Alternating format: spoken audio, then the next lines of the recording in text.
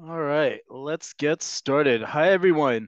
Welcome and welcome back to Cafe Oleh. My name is Jay. Here at Cafe Oleh with Nefesh B'Nefesh, we go over the everyday Hebrew you need here in Israel to succeed, whether that is reading and paying your bills, keeping up with the news, going grocery shopping and reading nutritional labels, striking up a conversation, flirting, dating, job interviewing, complaining, all the everyday things you do in your native language, in your country of origin, but here in Israel in modern Hebrew. As always, we want to hear from you what topics you'd like us to cover. You can always be in touch with us by email at hebrew@nbn.org.il. You can also, if you're joining us by Zoom live, you can write to us in the chat window here on Zoom with any questions, comments, and most importantly, requests for classes. We have all of our previous lessons are up on youtube.com. Just go to youtube.com, obviously. Type in Cafe Oleh or Nefesh B'Nefesh. You'll see a playlist. We have over 100 videos in that. So if you don't see them at first, you're going to need to scroll down on the right-hand side.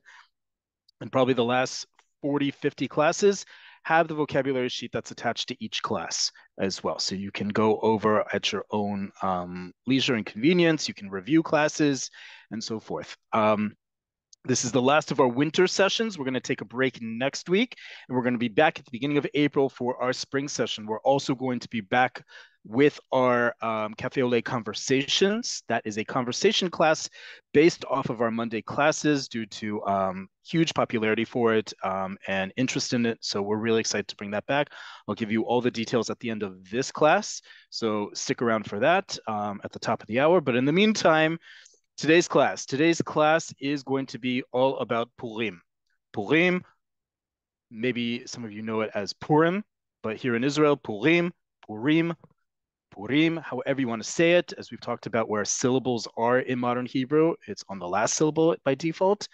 And on the one hand, this holiday is rather appropriate to be celebrating at this time in our history with all the history and the story of Purim. It's also going to be, frankly, very difficult, and people are already having a very difficult time wrapping their heads around a otherwise joyous holiday and how do we celebrate it here in Israel this year without, deciding how you're going to celebrate, in what capacity, in what extent. I'm going to give you the terms that you need how to celebrate Purim here in Israel. Some of these are going to be different than the ones you use in your home or in your communities, and that's all right. Um, we come from different traditions and different backgrounds here in Israel, no less. And there are many different Jewish traditions here in Israel that you perhaps are not used to hearing from around the world.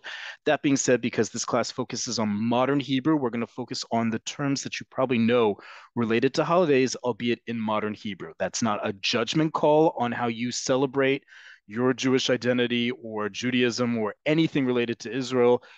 Simply has to do with modern Hebrew because that's the topic of this class. We're also going to do something, the second half of this class, no less important, is how to make plans, whether it's for Purim or Shabbat or the weekend or just everyday plans. Part of the way we're able to integrate ourselves into Israeli society is not just make plans with each other. As much as we as Olim are often great company, it's also good to start meeting your neighbors or friends from work or whomever who are native Hebrew speakers, or perhaps they're not native Hebrew speakers, but Hebrew is the common language between you. So we're going to go through some of those questions, replies, how to make plans, how to get invited, how to invite, and all the different things that go with it. So as always, if you have any questions about this specific class, please write them in the Q&A. Anything else, questions, comments, concerns, please put it in the chat. Please try to keep also the personal chat in the chat to a minimum. With that, let's get started. So let me pull up today's vocabulary. As you know, we will be sending this vocabulary sheet with you along with the recording of this class in the next day or so. So you'll have everything not only to go over this class, but to get ready for Purim. First off is an expression in modern Hebrew. Lo kol yom Purim. Lo kol yom Purim translates as not every day is Purim. That can be interpreted as both positive and negative. Not every day is a holiday is a simple way to translate it. Um, it could also be translated in a carpe diem type of way, right? Not every day is a special occasion. Let's seize it, but also don't. Uh, Not every day is an excuse also to go loose, right? Because Purim is typically known in quieter times as a very joyous, frivolous holiday, even. Okay, so Purim starts this year on this coming Saturday night for most Jewish communities. If you're in Jerusalem and some other communities, it will start Sunday night called Shushan Purim. And all of us have different minhagim. Minhagim is the plural of minhag. We've talked about this word before. We're certainly going to talk about it again as we approach the next big holiday, Pesach. Minhag is a really important word because we all have different minhagim, customs, whether we're from North America, Western Europe, elsewhere in the world, but also if we're from an Ashkenazi background or a Sfaradi background or Mizrahi background, or simply from Israel, which is a melting pot of all those different diaspora traditions. No one minhag is better or than another. These are the ones that we grew up with or ones that we've adopted. There's a lot of them for all holidays, and Purim is no less one that contains them, especially about the foods we eat. Number one, this is one, again, this is not about judging how you pronounce words when it comes to the Jewish tradition. This is about modern Hebrew, folks. Okay, so keep that in mind if you have comments about how we pronounce these things, but this is how you're going to be understood, most importantly, in Israel. Remember, and we're going to talk about this certainly again ahead of Pesach, the vast majority of Jews in Israel were not only born here, but are from Middle Eastern, North African, and Southern European backgrounds. Okay, the vast majority of Jews here, as opposed to communities such as in North America and some in Western Europe, are not Ashkenazi. And so therefore, the Ashkenazi pronunciation of Hebrew isn't as known in Israel as you would think, or certainly in your home community. Here's a great example. The term for the tradition of giving small gifts of edible products, and it's a whole tradition. I'm not going to get into it here. In modern Hebrew, again, modern Hebrew is mishloach manot. Mishloach manot comes from two different words. Mishloach is the modern Hebrew word we use for a delivery, right? If you order something online, you order it, you get a mishloach, right? Whether that's on Wolt, whether that's shoes, whether that's whatever it is, it comes in a mishloach, a delivery. Okay. And the second word is manot. Manot is the plural of mana. Mana can be a portion or a meal or a dose or a course, even it's used in modern Hebrew. But the idea is it's a portions that are delivered, right? Because that's the tradition we have on Purim. If you go into the supermarkets now, you'll see both pre-packaged mishloach manot.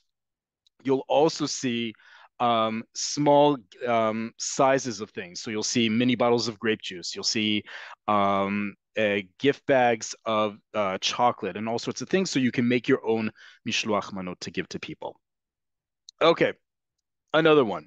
I wrote this one purposely in English because I know many of my fellow Americans and North Americans know this specific Purim treat by its non-Hebrew name. Again, it's not about judging, it's just what they're called in Hebrew in modern Hebrew in Israel. Hamantashen in modern Hebrew are known as Oznei Haman. Hamantashen comes from Haman, the arch villain of the Purim story, right? And Tashin. Tashin is please don't correct me because this isn't a German or a Yiddish class, is a pocket. It can also be known as a satchel. So the idea is it's Haman's pockets because the way that they're built, if you think of your pockets, they often are triangular shaped. And that's the shape of Oznei Haman, which are triangle shaped with a filling.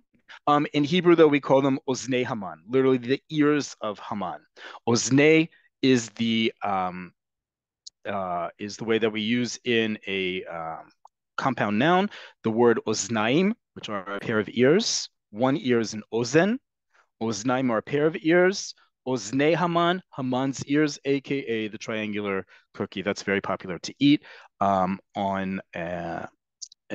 Purim. There are also other names in other traditions, Jewish traditions, such as in Ladino and so forth. I didn't want to go into them. I just want to use the one that most people on this call will recognize and what they're called in Hebrew. So again, this is not a judgment call, but if you are going to a bakery in Israel or even a supermarket looking to buy hamantashen, the clerk is probably not going to understand you, even if they are Ashkenazi, because they are labeled as Oznei Haman.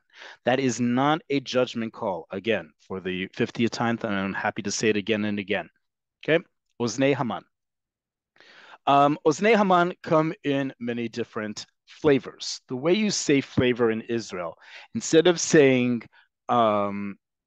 chocolate flavored or chalva flavored or poppy flavored, and we'll get to filled in a second, you reverse it. Whenever you want to say something such and such flavored, in Hebrew, you're going to say bita'am and then fill in the flavor.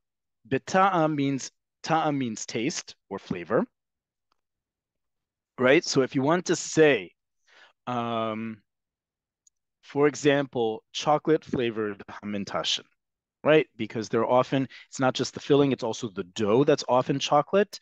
So you would say Oznei Haman Bita'am Shokolad. Okay, you would say the name of the cookie, Bita'am, filled and then followed by the flavor. If you want to talk about the filling, the word you're looking for is milui. Milui is related to the word maleh, full. It's also related to a word that many of us know nowadays, miluim, reserve soldiers, reserve units, right? So milui is obviously different. It's not always the same thing as bita'am, but in this case, they're usually interchanged, right?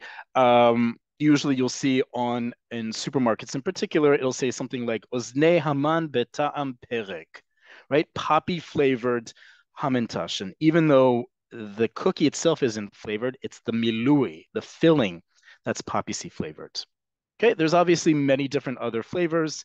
In Israel, chocolate and ribat chalav is also a very popular flavor. In addition to chocolate, ribat chalav is dulce de leche. Um, Milk caramel, very popular. All sorts of other artisanal ones that local bakeries make. You definitely want to stick with the fancy ones. The store-bought ones go down way too easily, and they're probably really bad for you. But it is a holiday, so maybe they don't count. Okay, another word that is identified with this holiday that is not heard.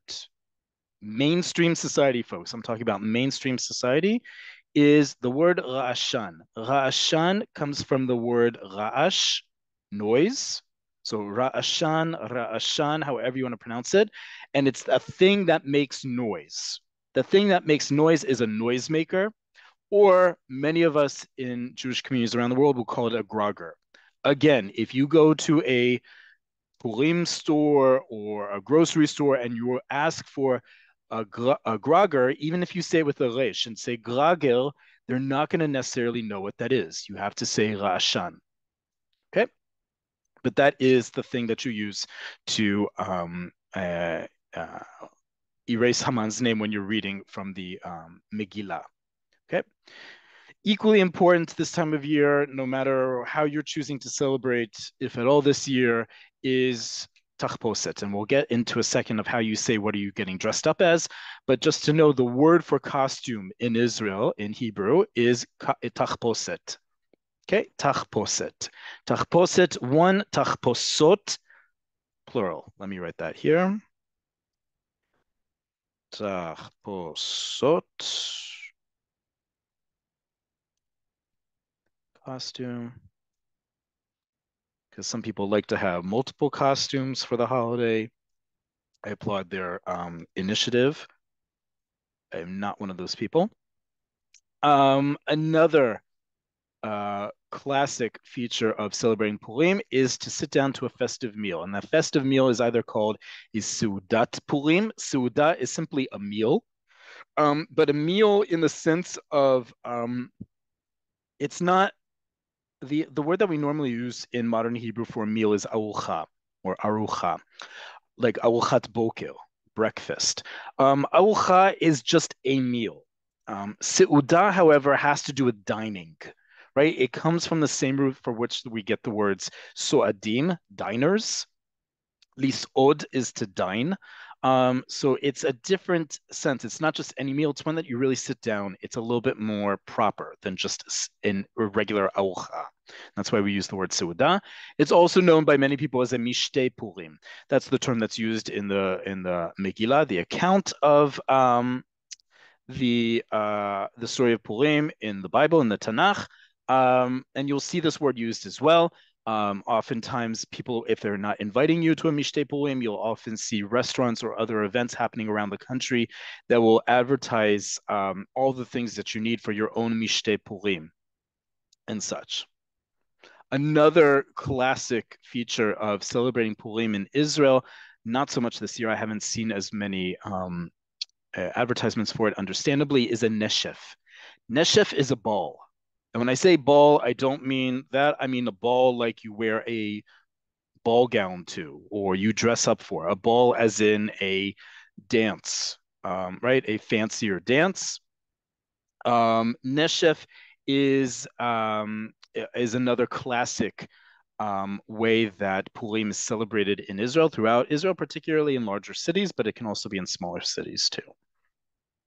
Well, the next word is an important way that we celebrate. Excuse me, just one second. Another one is a particularly Israeli way to celebrate Purim, which is called Ad Lo Yada. Ad Lo Yada comes from the Talmudic strictures with regards to Purim and how it's celebrated, and the accounting of one rabbi who says that one should be as festive and drink enough that the term Baruch Mordechai, blessed is Mordechai, and Arur Haman, cursed is Haman, get jumbled. And it's Ad Lo Yada, until they don't know the difference between those two expressions. Excuse me. Ad Lo Yada became the name of an annual parade in Israel. It first started it was held in Tel Aviv for many years. The most widely known one in Israel is in Hulon, which is the town just south of Tel Aviv. It's typically kids dressed up in costumes. Think of it like a parade that you see either in America for Thanksgiving or Memorial Day or the 4th of July. Same idea here, very festive. Don't think over the top, very lavish and expensive floats. It's much more hometown feel. In previous years, it will even be broadcast on live TV. I don't know what the plans are this year for an Ad Lo Yada, but it's also a annual tradition here in Israel. And just the word for a parade is a mitzad. It comes from the word litzod, which is to march. Mitzad is a parade. It's also the term that's used for like the hit parade. When you are listening to the radio and you want to hear the top songs, just like the hit parade is the term that's been used for many decades in English-speaking countries, we'd say mitzad halehitim, right? The top hits. But literally the same idea, the hit parade on the radio. Okay, let's get to some expressions of how to use these words and some other ideas in general, not just for Purim, but in general. For example, and this always trips people up every year because it's often asked, what are you dressing up as? Who or what are you dressing up as? The verb to dress up, meaning a costume in Hebrew, is lehit chapes. If costume is tachposet, to dress up in a costume is lehit chapes. So if you want to ask someone, what are they dressing up as, or who are they dressing up as? Lema ata mitchapes, you would say to a male. Lema at mitchapeset, to a female. When you're speaking directly to someone, and you're going to see this in the questions in a little bit, you usually drop the direct pronoun.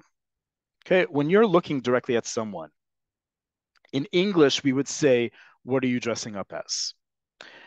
In Hebrew, it's often dropped, right? If I was looking directly at a male, I would ask them, lema mitchapes.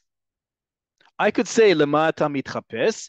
It's a little formal. I have to be honest when you say that versus lema mitchapes, because if I'm saying lema mitchapes and I'm looking directly at someone, the direct subject pronoun ata is redundant, right? Because I'm looking right at them. I'm establishing eye contact, and thus I'm establishing with whom I'm speaking. If I was speaking about someone else, I would include that in here.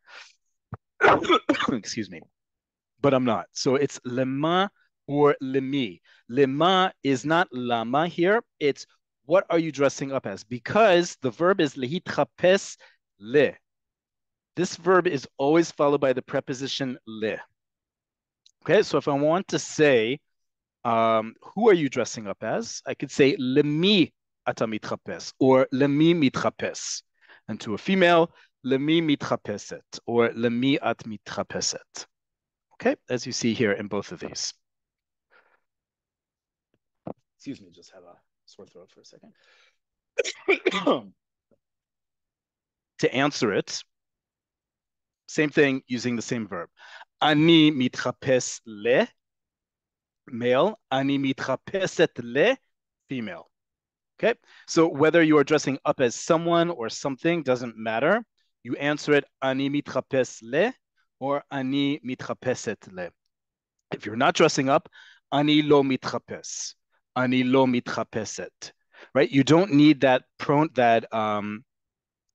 preposition because you're not dressing up. Let's get to now that we've covered Purim, let's get to some other, in general, how do we make plans?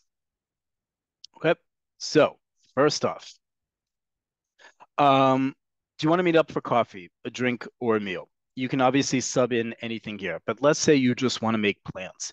Not about Purim. Purim was not just important because it's coming up, but it's also a good lead to talk about how do we make plans in general in modern Hebrew. So, depending on the gender, you're going to start with tiltse or tiltsi. Many of you who are in Ulpan or have taken formal Hebrew classes before have learned the question word ha'im, hey, aleph, mem. And you were taught that ha'im means do you or are you? And it's a question word that's used before, excuse me, a question without actually, sorry, let me just get something for my throat, without actually asking one of the, using one of the usual question words, who, what, when, where, how, right? Don't use ha'im. When you are speaking in everyday modern Hebrew, even in a formal setting, you are not going to say directly to someone, ha'im tiltze lehipagesh lekafe. You will immediately be understood as someone who learned Hebrew from an Ulpan book from many, many decades ago, or you learned it last week from a very old book. We drop that formality when we're talking. You can simply say, tiltze lehipagesh lekafe. It's all in the tone, just like in English. Do you want to meet for coffee? Right? We wouldn't ask a question without that up at the end of it. Same thing in modern Hebrew. Tiltze lipagesh lekafeh. Listen to how you say it, just like you do in English to indicate you're asking a question. So too in Hebrew. It's the exact same thing. You go up at the end to indicate at any with anything, right? Tiltze lipagesh ha'erev. Would you like to meet tonight or this evening? Tiltze lipagesh machar. Would you like to meet tomorrow or want to meet up tomorrow? Right? You can fill this in with anything you'd like. Tiltze, you would ask to say to a male, tiltzi to a female. This is using the future tense second person singular of the verb lirtzot, to want. Would you want or will you want to meet up for a coffee, for a drink, for a meal? Okay, that's how it's being asked. When are you free or available? Very important word in modern Hebrew. Matai panui. You would say to a male, matai pnuya to a female. Okay?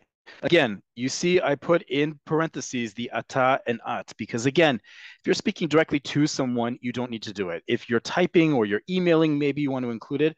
But when you have direct eye contact with the person you're asking, you don't need to say matai tapanui. You can simply say matai panui or matai pnuya, depending on their gender. Panui means free as in available. It's not free as in free, free from bondage. It's free as in available, right? This is the term that we use when someone is free to meet. It's also, by the way, available to meet, meaning available in a work setting, available in a social setting. By the way, also available in a romantic setting. Instead of using the term ravak or ravaka, which is often used to mean single, which I do not like the word. Ravak is related to the word rek, empty. Panui or pnuya means available. It's a much nicer term. Okay. You'll also see this term used, for example, appointments, right? Is the doctor available at a certain time? You would ask the secretary or the nurse or whomever. Okay. Panui, pnuya, pnuyim, pnuyot. And then if you want to answer in the positive, ken esmach lematai chashavt or lematai chashavta, again, depending on gender. Ken esmach. We've talked about this term before. Ken just means yes, but esmach is a much nicer way to say yes. Esmach literally means I'd be happy to, right? It comes from the same root as the word sameach, happy, and simcha, happiness. Lismoach is to become happy, right? So if you answer in the affirmative to anything with esmach, it's a lot nicer than simply saying ken, right? Think of it in English. If someone says, are you free? Yes. Are you free? Yes, I'd love to. That difference makes all the world, right? Same thing here. Say esmach instead of ken, or the combination of the two goes a lot farther, especially in interpersonal communications, right? And then to follow up and ask, when were you thinking? Lematai chashavta, you would say to a male, or lematai chashavt to a female. Lematai, for when, or literally for when. Chashavt, did you think, or were you thinking? It's implied were you thinking, we would say in English, but in Hebrew, it's presuming they already have thought about when they would like to meet. Okay? Ken esmach lematai chashavt, or ken esmach lematai chashavta, depending on gender. Or if you're going to say in the negative, no, I'm not free, ani lo panui, male or female, ani lo pnuya, litza'ari. Litza'ari is unfortunately for me. You can think of it like that. This word conjugates the ending, the pronoun suffix at the end depends on who you're talking about and who's being talked about, right? So if I'm saying, unfortunately, I cannot meet, litzari ani lo panui, or ani lo panui litzari. Um, if you're talking about someone else, litzaro hulo panui, unfortunately, he is not available, right? It's going to change depending on whom you're speaking about or who I'm speaking. Okay, but anilo panui letzari, I'm not free, unfortunately, right? You could say anilo panui, but again, how would you answer someone who says, do you want to meet up? And you want to say, sorry, I can't meet. You could say mitzta'er anilo panui, or mitnatzel, I apologize, anilo panui, or you can say anilo panui letzari, right? You don't just want to say anilo panui. I'm not free. It doesn't come off the warmest if unless that's what you want to indicate to the person asking if you're free to meet up. Okay. Now let's move on to equally important social etiquette. How do you ask what your plans are? How do you ask to invite someone to something? מה תוכניות לסוף השבוע? What are, in parentheses, your plans for the weekend? Again, if you're looking directly at someone and you ask, מה תוכניות לסוף השבוע? Or you text it, or you email it, or however you communicate, it's understood you're asking that person what their plans are, right? I don't have to say, מה התוכניות שלך לסוף השבוע? I can, but just know you don't have to include that שלך, your. Right? You can simply say, מה התוכניות לסוף השבוע? It's implied and understood by everyone who's a modern Hebrew speaker fluently. You're talking directly to someone. Okay? You can change this, by the way. Ma tochniot lepurim. Right? Those of us who joined us for the conversations class last week, this is what we talked about. Ma tochniot lepurim. Right? Ma tochniot lesof hashavua. What are your plans for the weekend? Obviously, you can also ask Ma tochniot leShabbat. What are your plans for Shabbat? Right? Again, you can fill it in with anything. Ma tochniot le'yom. What are the plans for today? Ma tochniot lemachal. What are your plans for tomorrow? And so forth. Okay, anything that you want, this is how you're going to ask, what are your plans?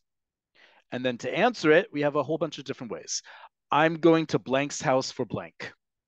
Let's say I'm going to someone for a meal, whether it's on Shabbat or for dinner, just in general, whatever. How am I going to say that in Hebrew? Ani holech, male, or ani holechet, female, le'arochat, fill in the blank, etzel, blank. Etzel is a preposition that in Hebrew often gets translated into English as by, by. In French, it often is translated as chez, Chez. Obviously, that's not how they spell it in French, but just so you understand what this is also where a lot of religiously observant Jews, particularly in English-speaking countries, will say, I'm eating by such and such's house. It's a direct translation from the Hebrew. Ani holech la'arochat erev etzel, blah, blah, blah. Okay? Whenever you're saying you're going to such and such's house, someone's house, you're going to say etzel followed by their name or friend. Ani holech la'arocha etzel chaver sheli. Right? I'm going to my friend's house. Or I'm going for a meal at my friend's house. Or I can fill it in with anything I want here. Okay? But that's how the construct to say I'm going to blah blah blah's house for blah blah blah. Right? I could take out the meal and do something totally different. אני הולך לדרink אצל חברה שלי. I'm going for a drink at so and so at my friend's house, my female friend's house. Right? Etzel is at someone's house. We can think of it as, or at someone's whatever. And the someone is what we fill in here in that second blank. Okay. אני מארח or אני מארחת.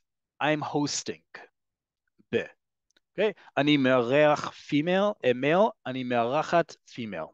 אני מארח male, מארחת female. I'm hosting. You could also say אני הולך, אני הולכת. I'm going to someone's house, or I'm going to such and such place. Ani nosea or nosat, I'm traveling somewhere. Typically, if we're going somewhere on a farther distance, and it's part of our plans, this is how we can answer it. Okay. Or ani pogesh, pogeshet, depending on gender. Im chaverim be, I'm meeting friends on or for something. Okay.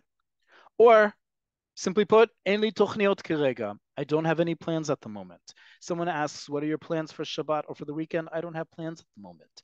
One of the things I always talk about in working with Olim, right? Because this isn't just learning Hebrew, it's how to use Hebrew in a context as Olim Chadashim in Israel, is oftentimes when we're moving here, whether we're single or in a family, we don't always have the same social construct that we had in our home communities. And sometimes we don't have plans like we normally have plans.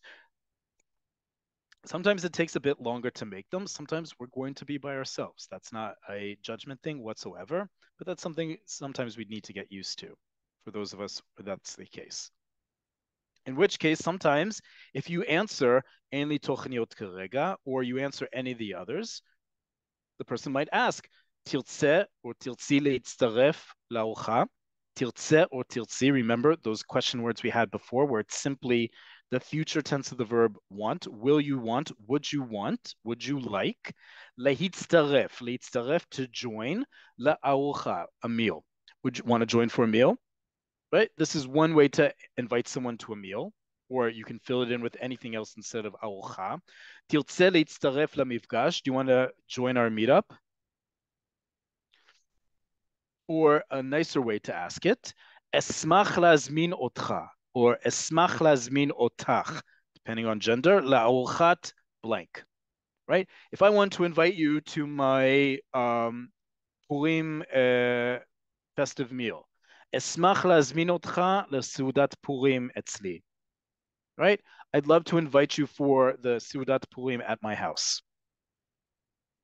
Or as some people would say, I would love to invite you to the festive Purim meal by me. Right? That's where that etzli is. Okay. Or someone asks you, would you like to join for a meal? Say, Chaval, כבר יש לי תוכניות. Darn, I put here, because chaval can be all sorts of things, and we like to keep the ratings here on language a little bit on the G and PG side. But chaval is not a bad word. It just means too bad, shucks, or darn, as I wrote here. I already have plans. Chaval כבר יש לי תוכניות. Oh, chaval, too bad, darn, shucks, darn it, whatever you want to say here. Kvar, already, יש לי, I have תוכניות, plans. Okay. Or you want to accept their gracious invitation. תודה, אשמח. מה אפשר להביא? Again, תודה, אשמח. תודה, thank you. אשמח, I would love to.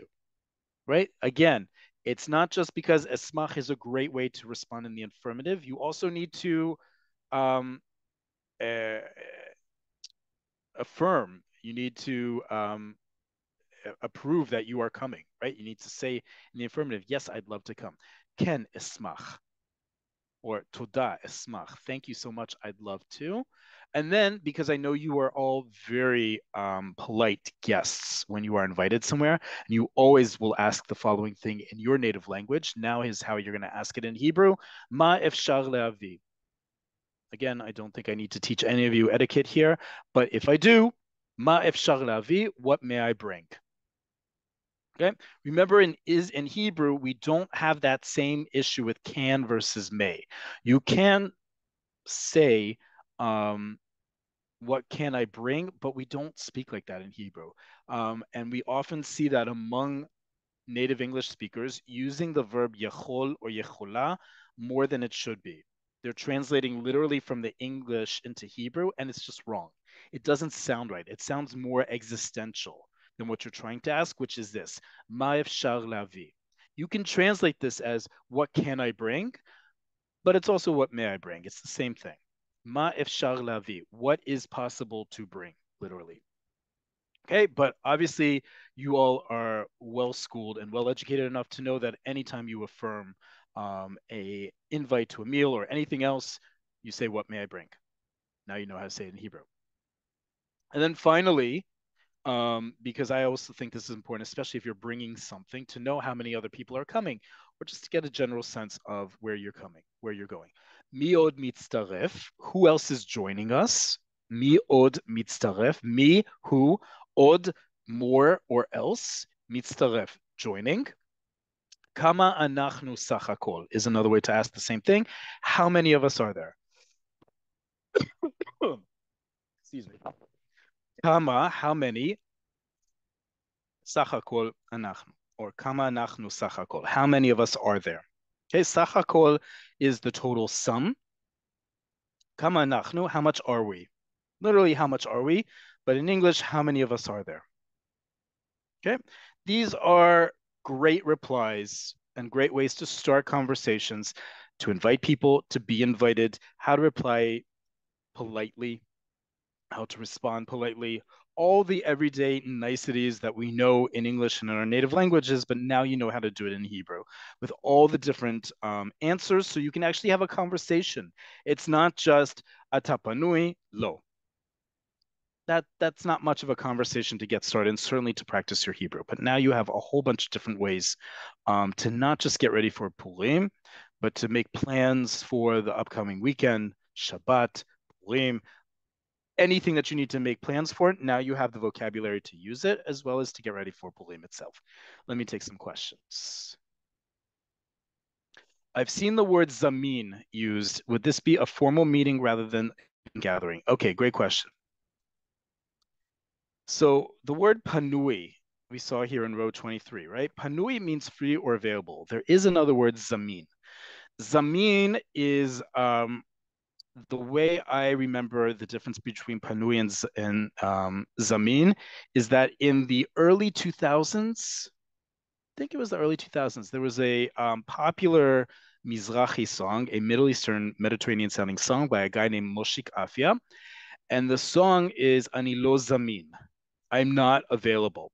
And how do I know the difference? Because the beginning of the song is a cell phone ringing. And he goes, hello, hello. And then the song begins Ani lo zamin. And zamin means available like on a phone, right? It's zamin in the sense of being physically available for something, whereas panui is more available in the sense of I'm free to meet something. Zamin is more a technical or physical sense of something. So I would not say matayata zamin. You wouldn't say that in modern Hebrew.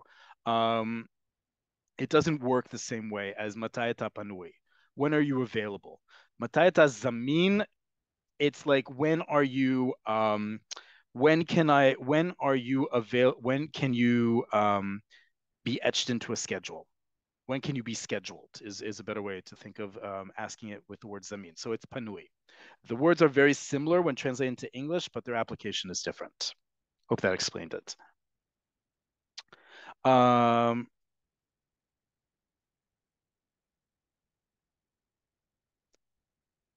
Do Sfaradim and Ashkenazim have different customs to celebrate Purim? In a nutshell, a lot of it has to do with the different foods that they eat. There may be some different prayers that are added, but otherwise it's both different foods that are eaten.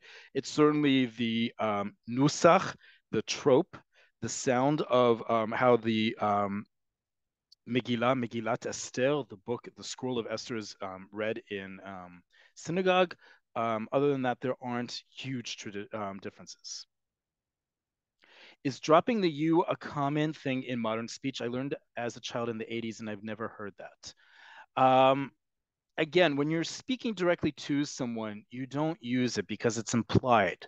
Both because remember in Hebrew, in the past and future tense, the pronoun is inherent in the conjugation of the verb. It's not in the present tense, but if you're looking directly at someone, you don't need to say at or ta. You just don't. If you're referring to someone who's not in the crowd that you're speaking about or in the immediate vicinity, then yes, you do need to use the pronoun. But you don't, when you're asking someone, for example, a friend, right?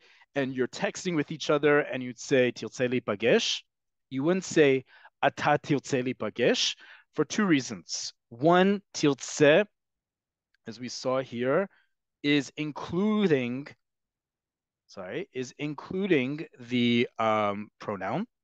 Tiltse is including ata, right? Um, and second, something that we've talked about for a long time, which is that in Hebrew, the fewer words, the fewer syllables, the fewer letters, the better. So if I have the same meaning in saying ata tiltse versus tiltse, I'm going to always defer to tiltse. That's across all things. We talked about that before in terms of extra syllables. This is how you, in the inverse understanding, how you understand if a word is Hebrew or not. If it's a long word, it generally is not Hebrew, right? But also, if it's redundant, if it's understood, tiltse means ata tiltse, you don't need the ata. Okay, great question.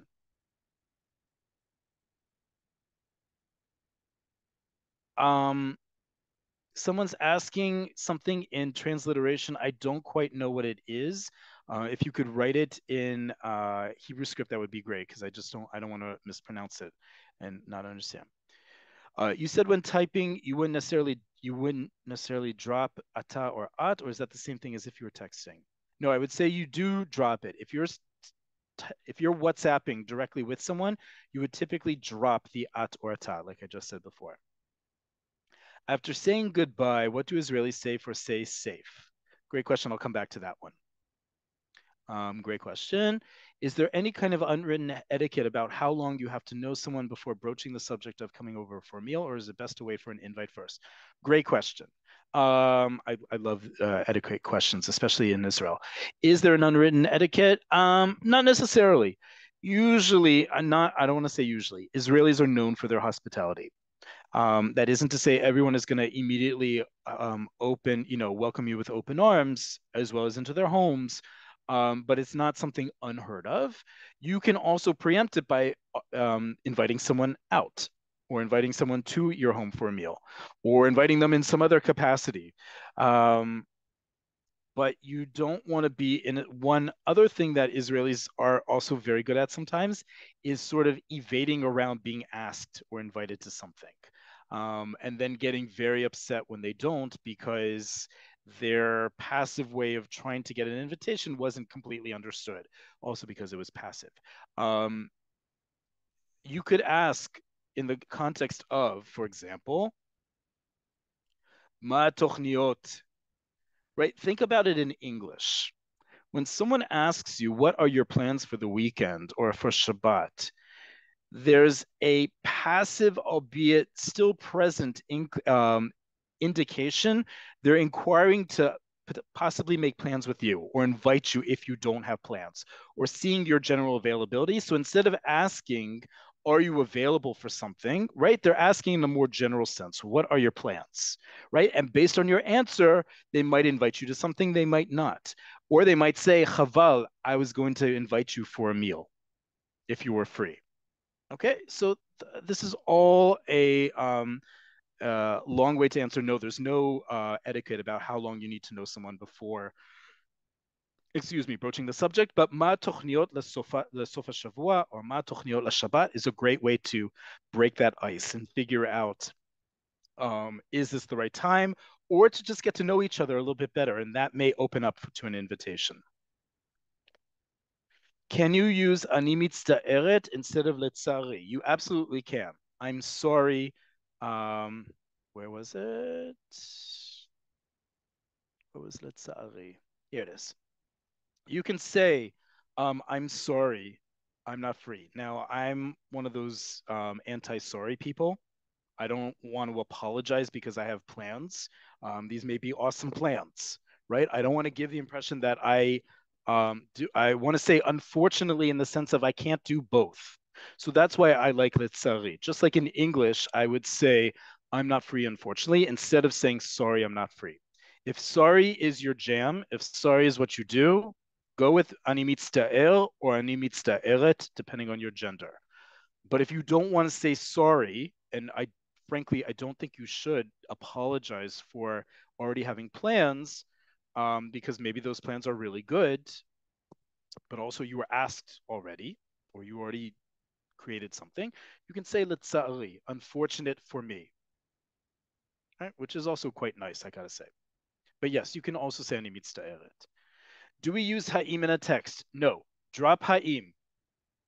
Hey, Aleph Mem, do not use Ha'im unless you are in a very formal setting or in a legal setting. We do not use Ha'im in everyday language, everyday modern Hebrew. I know that's taught. I was taught that growing up. Ha'im is not used on a regular basis. You will hear it used on TV when they are interviewing people. You'll hear it in a legal setting. You'll hear it in all sorts of other settings, but not in everyday conversation. No. Okay, it's implied, right? Instead of saying Ha'ima tatiltze pagesh, which is just so formal and so rigid sounding, and it has too many extra words. All I have to do is say tiltze pagesh, because tiltze includes Ha'im ata, and because I go up at the end, it also includes the Ha'im, understanding it's a question. What is the difference between lehishtatef and lehitztaref? Great question. Lehishtatef is to participate. Lehitztaref is to join. One of our upcoming classes in our spring session is going to be all about synonyms. We're going to get back to that one for sure. But to participate, lehishtatef, lehitztaref, to join. Is zamin related to zman? Yes.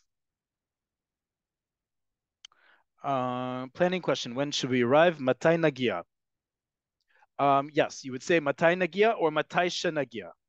Or באיזו שעה, yeah, מתי מגיעים, or מתי אני, let me think of how we would say this in a nice way.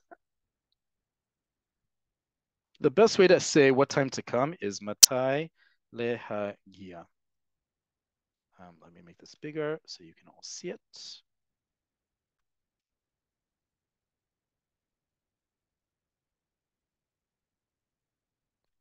What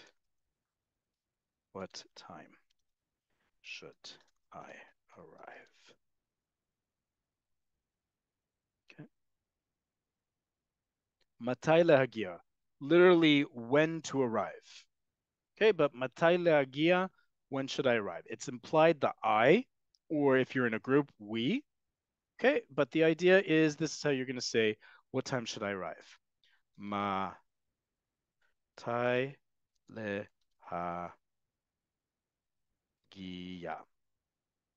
Okay, lehagia means to arrive. What time should I arrive? You can simply ask matai, when, or you can say matai lehagia. What time should I arrive? Great question. Does ismach conjugate, e.g., if answering for more than one person? Yes. We've talked about this verb before. Lismoach. Lismoach only is used in the past and the future tense. So samachti, I'd be happy to do something, or I was happy. Esmach, I would be happy. Nismach, we would be happy. Absolutely, it conjugates, but only in the past and future. Do you ever drop the first person? Yes. You certainly drop the first person, ani, when it's the past and the future for the same reasons we've said before. If a verb is conjugated for a specific person in a specific, right, for first person singular, ani katavti, katavti already implies ani. So again, Hebrew prefers fewer words. So if I can say, instead of saying ani katavti, I'm also understood katavti, right? It's the same thing.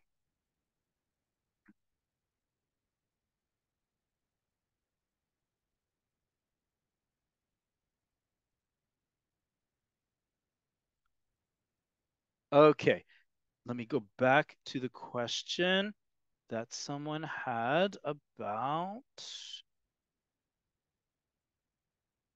Sorry, I saw a great question in the pack. After saying goodbye, lihitrod, what do Israelis say for stay safe? So we have a couple different things you can say here. The equivalent in English of staying safe, you would say, let me type here. Tishmol or tishmeri al. Okay, let me make this bigger.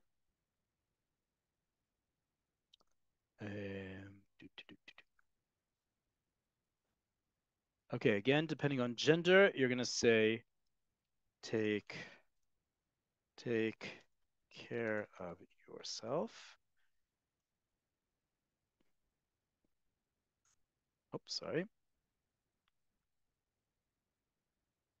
Take care of yourself / stay safe. That's how we're going to say that.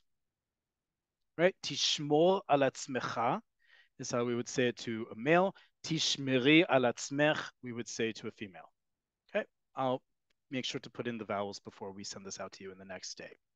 Right? But that's how you would say take care of yourself or stay safe.